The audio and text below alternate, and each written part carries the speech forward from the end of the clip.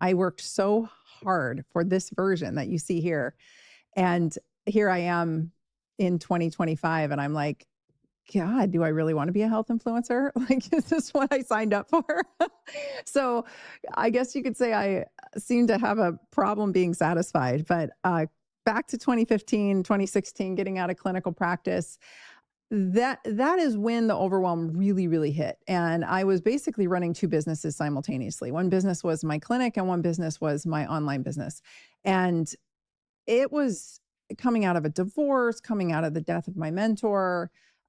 Clinic was popping. I was so busy in my clinical practice, and I just really had hit some kind of burnout, and I wasn't able to put my finger on it.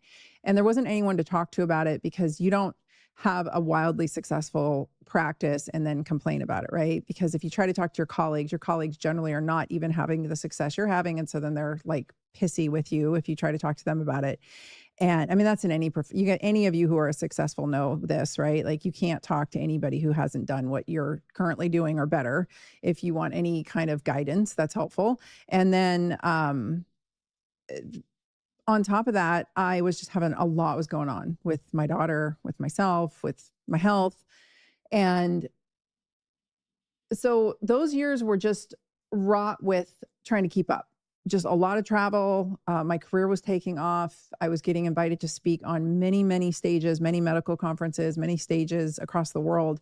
And I just couldn't keep up. And I was trying my darndest. Then in 2018, I got a hit. I get these, I used to think they were clairvoyance. I now realize they were honestly just messages from God. And I got a hit in 2018 to get out of clinical practice, like urgently. I don't know why. So I started unraveling that, which took a minute. And that's, again, I'll save that for an episode if I ever feel like talking about the whole shutting down of my actual big clinic. I still see patients. I still consult. I still work with a lot of clients here and there. I consult often with colleagues regarding, dosing and strategies and treatment plans. I just don't have that big brick and mortar running patients through all day kind of business. So I'm still staying clinically relevant by having, VIP patients and having a tight knit closed practice. But back then it was just like all day, every day, tons of patients, and started unraveling that and getting out of clinical practice. And it was hard because a lot of patients didn't want to leave. Like, they didn't want to go away. They were like, I can't find a doctor that thinks like you. I can't find a doctor that will treat like you. I can't find a doctor that will put this together like you. And I'm not bragging. This is legitimately, it took 2 years. You can ask my assistant. It took 2 years for us to really get everybody to understand that I wasn't coming back. And then COVID hit, and I was in Oregon, and there's no version where I was going to play that game. So I got out, and that was a lot of people's outs. I don't know if you guys realize, but a lot of people left clinical practice in 2020, 2021. A lot of people. Like, I used to run a high-end mastermind where that is specifically the goal for most people, was to get out of clinical practice. And so, the burnout rate is unbelievable. I won't share it all, because if I did, you guys would get really depressed. Because whenever I share it on Instagram, I lose a bunch of followers, and people say, well, what are we supposed to do if all the good doctors are quitting? A lot of good doctors are quitting. Take really good care of yourself. That's what you do. You take really good care of yourself and you educate yourself. This is why I put out courses. This is why I put out a free podcast. This is why I have my GLP-1 Done Right University. It really is like how I approach clinical care, regardless of what issue you struggle with, regardless of if you're interested in GLP-1s at all.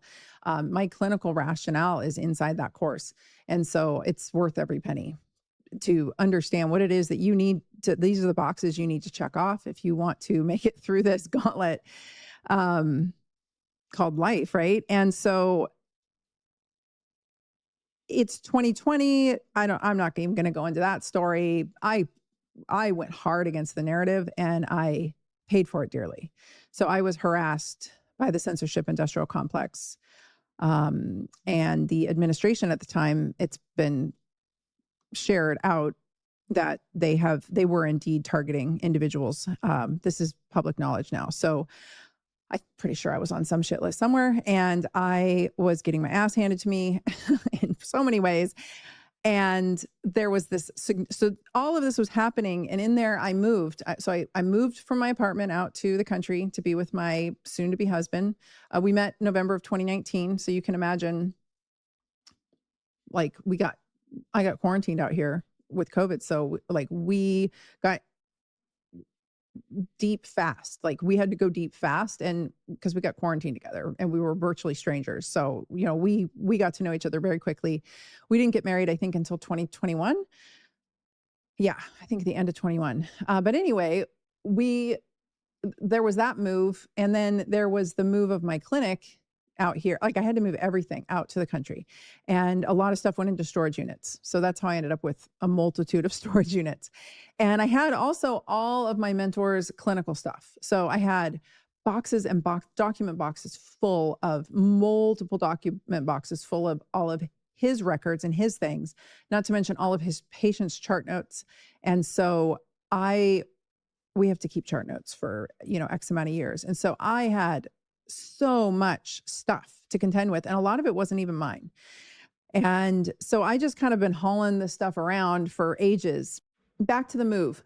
I am moving here shortly as we speak. And I should have been moved already, but I decided instead of doing this winter summer thing, I'm just going to move to Arizona. I'm just going to move all my crap and get it all there, because I'm not getting any younger. And if anything happens to my husband, I'm not going to, I don't want to be here in Oregon. There's like no version where I ever want to come back to Oregon, to be completely honest with you. I don't ever want to step foot in the state again. I know that's a bold statement to make. I don't ever want to see the West Coast, which I can't believe. I have so much heartbreak around what's happened in Oregon. Some of you are seeing it currently. You're seeing, you're seeing the curated version that the mainstream media wants you to see. And then sometimes you get to see the videos of like what's actually happening in Portland. And it's a disaster. So it's been a disaster a long time. I have tried to shine light on this. I have been mocked for it. I have been harassed for it. I've gotten unaliving threats for it. But something sinister is, that movie, Something Wicked This Way Comes. Well, something wicked came to Portland a long time ago, almost a decade ago. And it is the hellmouth. Portland is a hellmouth. Did you guys ever watch Buffy the Vampire Slayer? Remember she moved to Sunnydale and it was the hellmouth? Portland's the hellmouth.